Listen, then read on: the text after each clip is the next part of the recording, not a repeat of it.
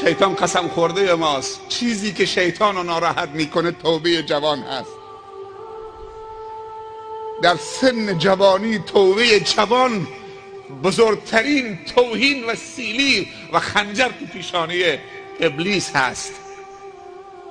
اگر جوان توبه بکنه دنیا خوش میشه، نعمتهای دنیا و برکتهای نعمتها سرازیر میشه.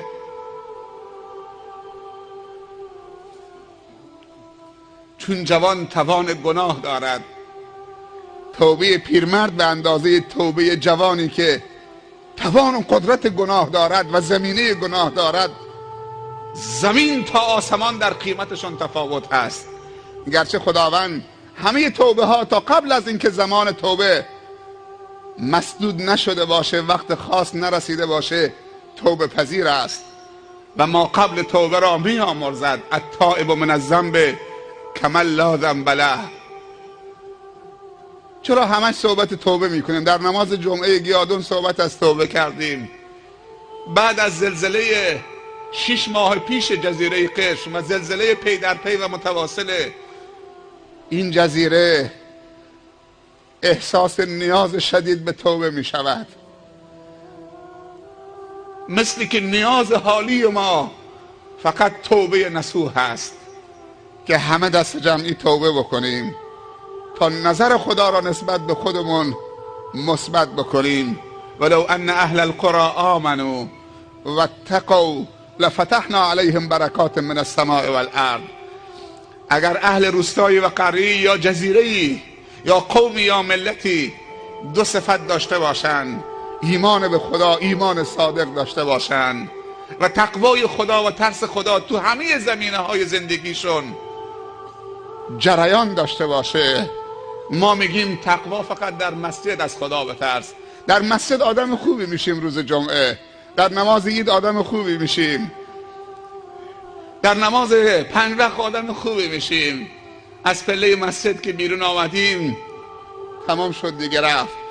تو تجارت خانه که رفتیم به گفته یکی از دوستان میگه اگه تو بازار امروز دروغ نگی نمیتونید جنست به فروش ببرید. مال حلال میگه جمع نمیشه، باید قسم بخورید، خدا وکیلی بگید، خدا را از بایی بیارید پایین تا بتونید 1 متر پارچه بفروشید، تا بتونید کلاه سر مردم بذارید و پول رو جمع بکنید. اون پولا مسمومه، خون رو آلوده میکنه، نطفه رو آلوده میکنه، جنین رو آلوده میکنه، نسل بعدی رو آلوده میکنه. اونایی که سر سفره پدرشون با اون پول مینشینن و تغذیه میشن همه آلوده میشن. کاری نکنید که در توبه رو مسدود کنید. توبه زیبندی یک جوان مسلمانه، توبه زینت یک جوان مسلمانه. جوان مسلمان لوتی نیست.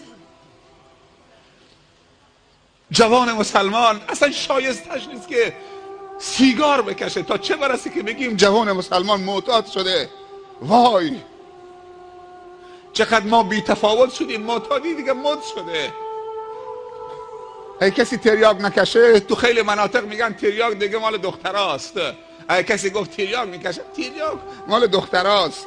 صحبت از هروئین و حشیش و بنگه، صحبت از تزریق تفننی، تزریق حرفه‌ای. چی بود؟ جواب نمیخوام. زلزله بود. این صداها تقریبا عادی شده برامون.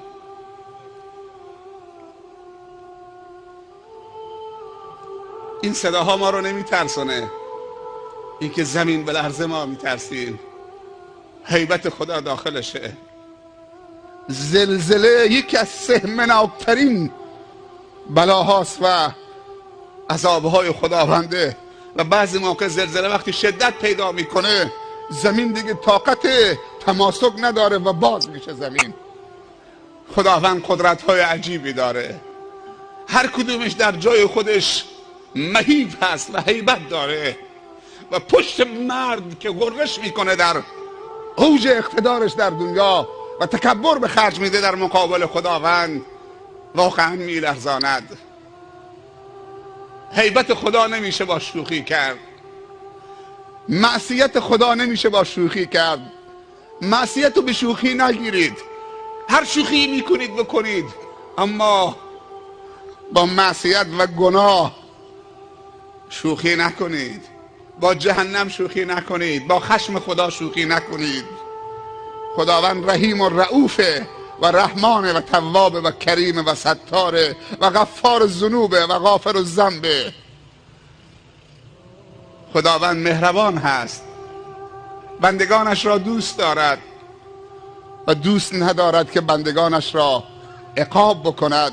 این بندگان هستند که خودشان را عقاب میکنند و خشم خدا را به جای رحم خدا برای خود و خانواده خودشون احراز میکنند.